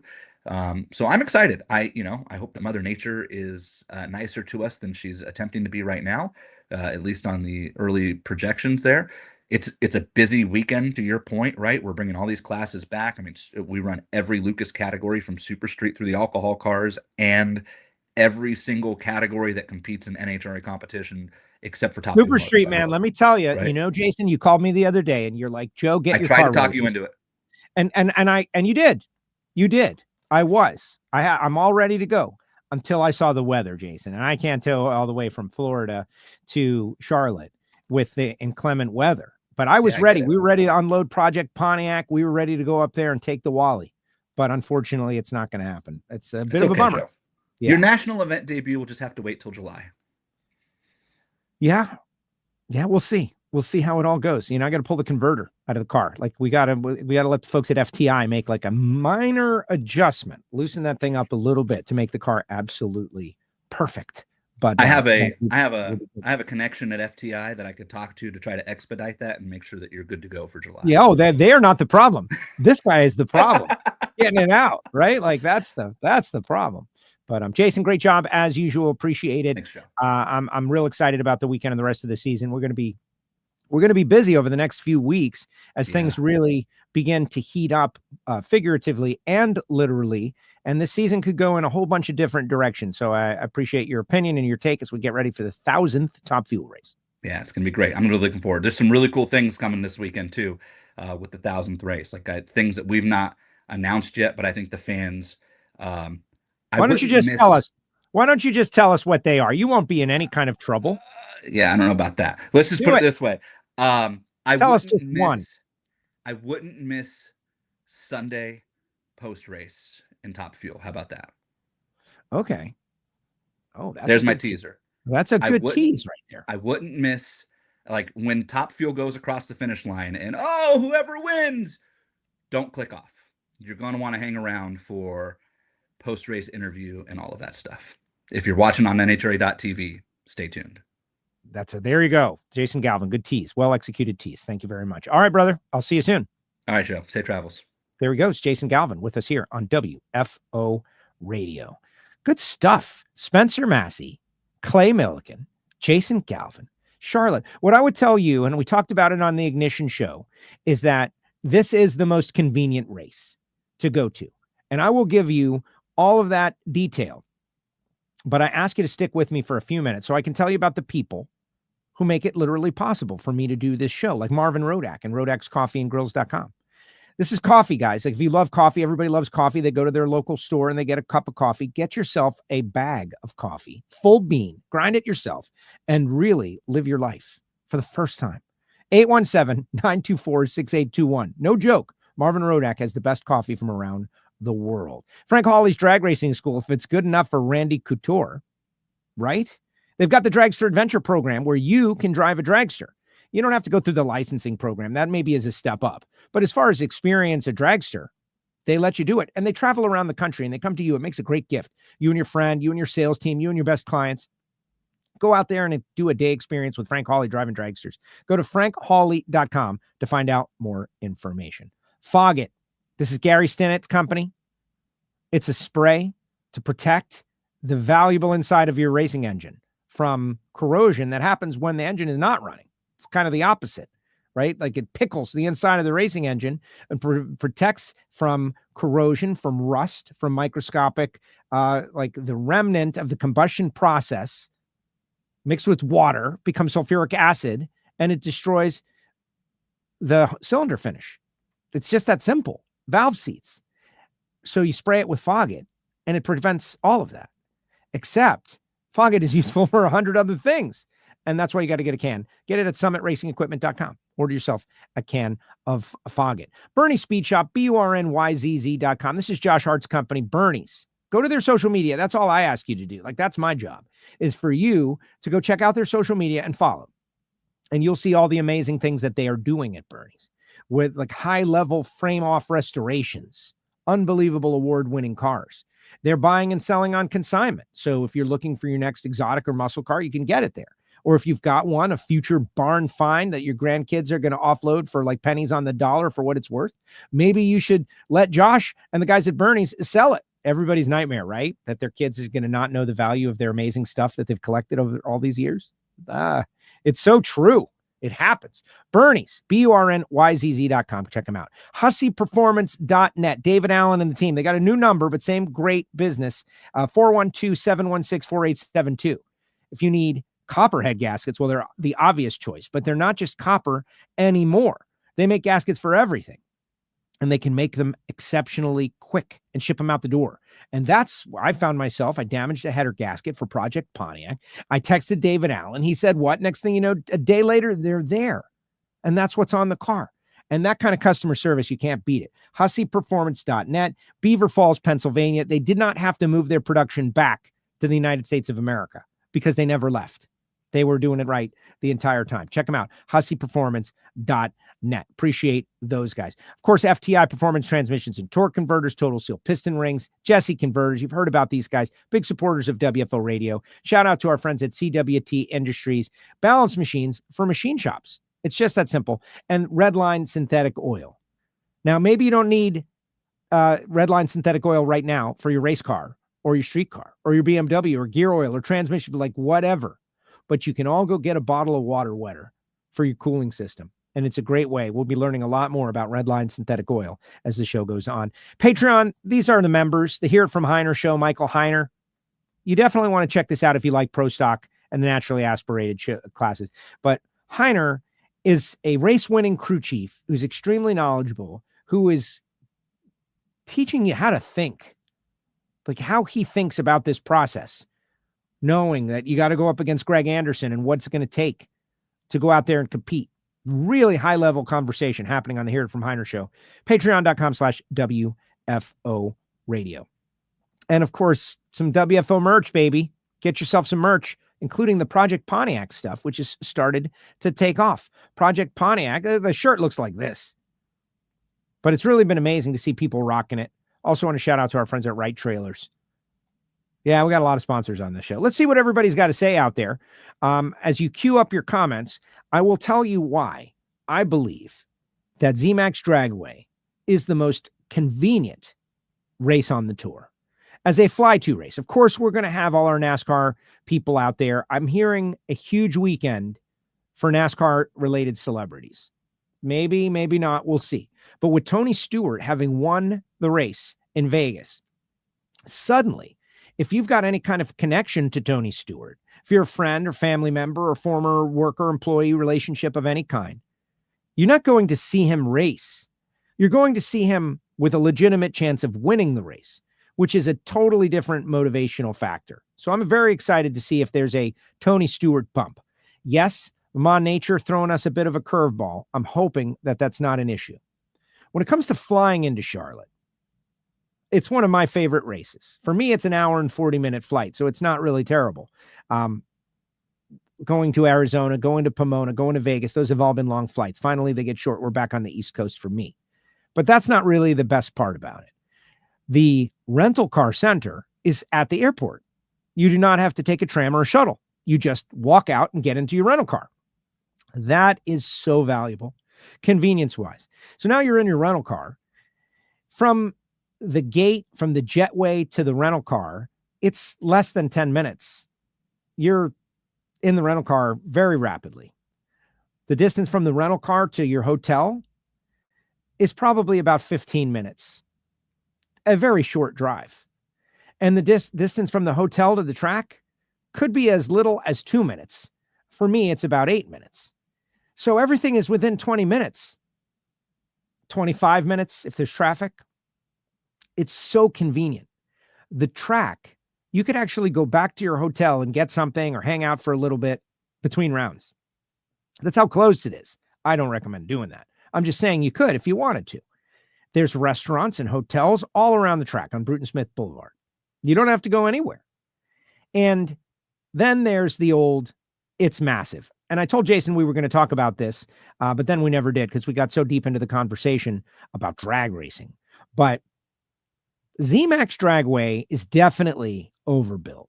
It's a much bigger facility than it needed to be because it's the dream of Bruton Smith. You may recall the city there didn't want the track, and Bruton Smith had to really make it happen.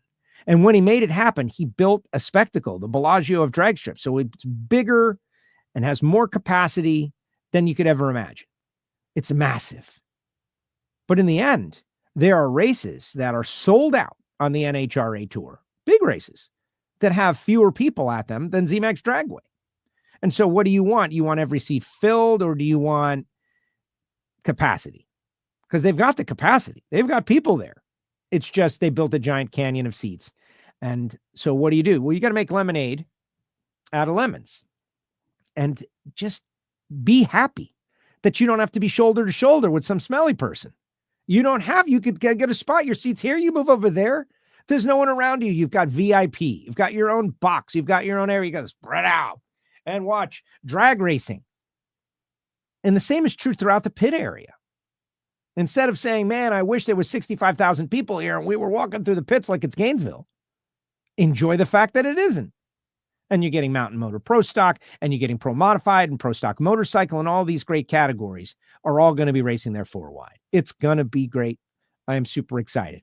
And I always want to advocate for zMAX Dragway. I was wearing my inaugural shirt the other day because don't forget, in an era where we have to preserve every single drag strip, this is a relatively new super drag strip. And so we should appreciate all the effort that went into it. All right, let's see what some of the comments are in the comment section. This one was, this is Blake, who is weighing in. He's got his new YouTube channel going on. You can follow Jason Galvin on Twitter. He's definitely on Twitter. Steven says, I always stay for the whole thing. That's the way to go. Even on NHRA.TV, like you got to watch to the very end for those final interviews. Like the NHRA.TV folks get a great show. Keith wants my Christmas tree. You're not getting it, Keith. I'm sorry. That is the starting line Christmas tree for Miami Hollywood Speedway. You go back and see those Don Garlits, Grumpy Jenkins, Mellow Yellow commercials filmed at Miami Hollywood Speedway. That's the tree that was in the commercials. This is a genuine article of drag racing history. I don't have tons of them. I've got a couple, but that one is like a Christmas tree off the starting line of a classic track where Jungle Jim raced. Jungle Jim hit that tree, like reacted to it. Garlits reacted to it. It's insanity that it's even here. It's a miracle.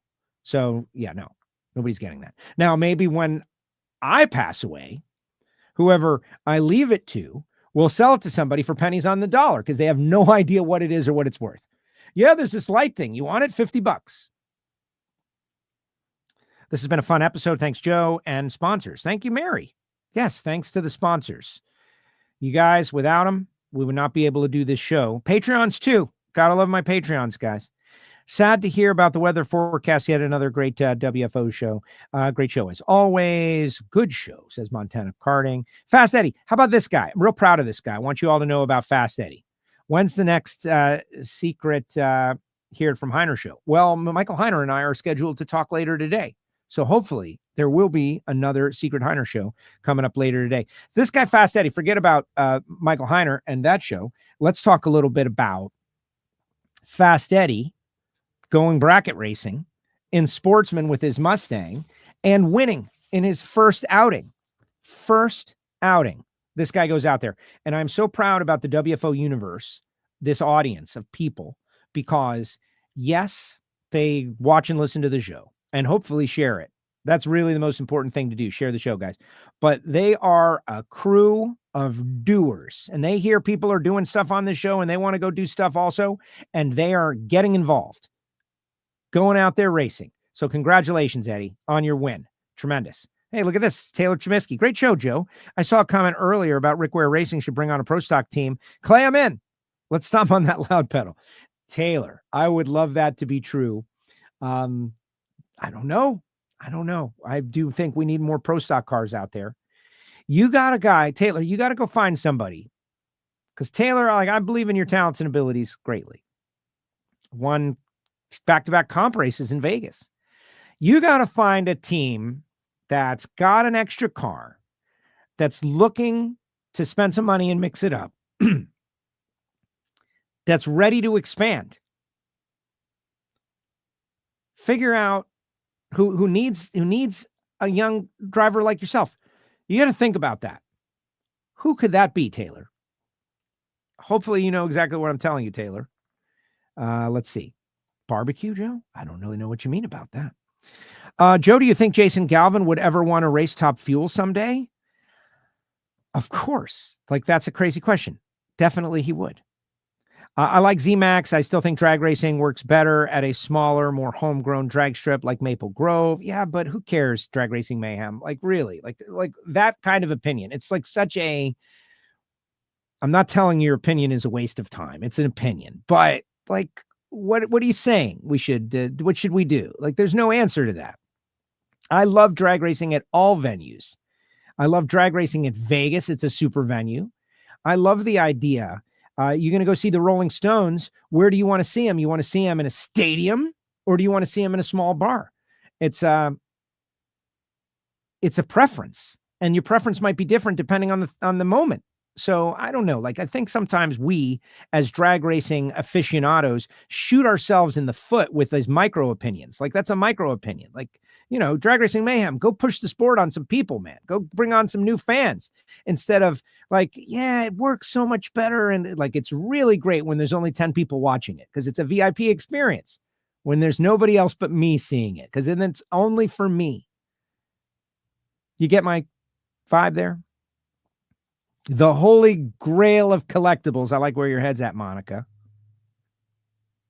My B-Day is Thursday, Joe. I start my Summer of Love year 1967. Congratulations, Lonnie. That's great stuff. I'm just patiently waiting on Joliet. Well, me too. I can't wait. Richard says, thanks for another great live show. Thanks for bringing it. Great show, Joe. I'm bringing my boyfriend to Sonoma for the first time. You can see on NHRA.tv, says Kara.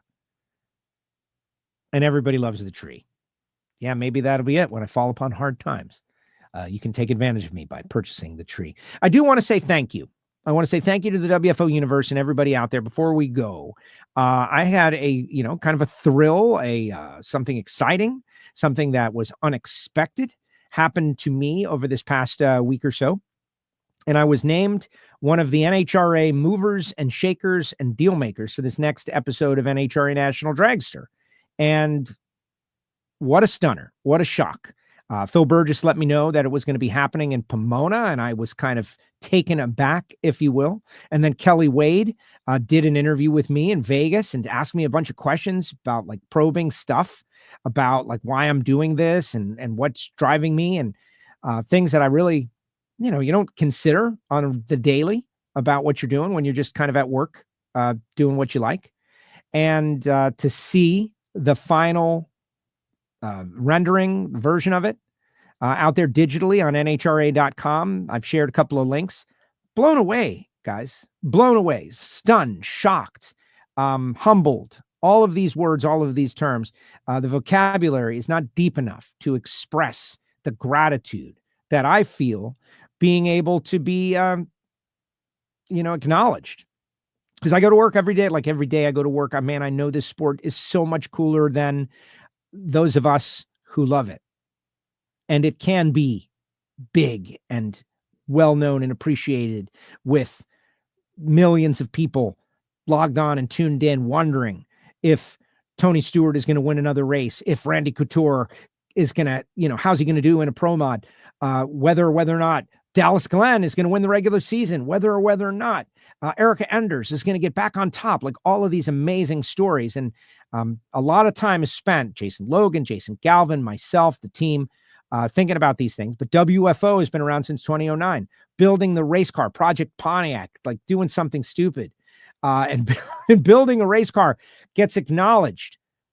I'm just humbled by it. And how does something like that happen, right? Like, well, the answer is it's the audience. It's you guys. It's this audience of WFO. And the fact that you show up every week and you share the show and you subscribe on iTunes and Apple Podcasts, that's what makes the show the show. There's a credibility because of you. And I'm a vessel. Spencer Massey, Clay Millican, talking together about bracket racing and how great it is on the weekend of the 1,000th Top Fuel race. Just naturally segueing back and forth between these disciplines of racing. To me, it's awesome. To me, it's awesome. And if you're a fan of two cars accelerating, sometimes four, I appreciate the support of the show. And, there's not like, to see that story was really amazing. I know my dad would have been super happy. Okay, I haven't seen the Don Garlits yoga video. I don't know what it is. You're up on something that I don't know what it is. But it sounds interesting. Appreciate everybody out there again. Project Pontiac t-shirts are going pretty well. Pretty surprised. You don't have to be a Pontiac fan. You just have to like Project Pontiac. We do have a video up. Project Pontiac goes to TBM Brakes. Not doing great. I think I messed up something with the format.